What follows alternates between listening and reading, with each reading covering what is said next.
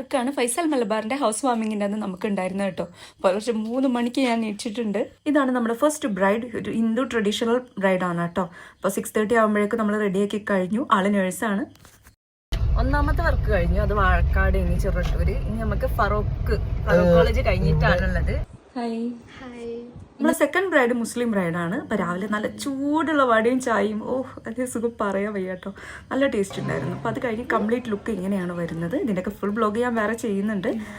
അതിനുശേഷം കുറച്ച് ടൈം എനിക്ക് റെസ്റ്റ് ഇട്ടിട്ടോ. പിന്നെ നേരെ പോയത് TRAയിലേക്കാണ്.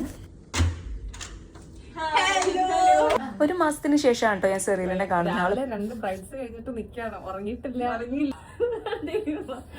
സത്യം പറഞ്ഞ ബിഗ് ബോസ് സെറീനെ ഒരു നെഗറ്റീവ് ക്യാരക്ടറാക്കി മാറ്റിയ പോലെ എനിക്ക് തോന്നിയിട്ടുണ്ടായിരുന്നു കേട്ടോ. പക്ഷെ ആളങ്ങനെ ഒന്നല്ല, ഭയങ്കര ഫണ്ണാണ്. ഡ്യൂയി മേക്കപ്പും ഓപ്പൺ ഹെയറും ആണ് നമ്മൾ ചെയ്യാതെ വിചാരിച്ചിട്ടുള്ളത്.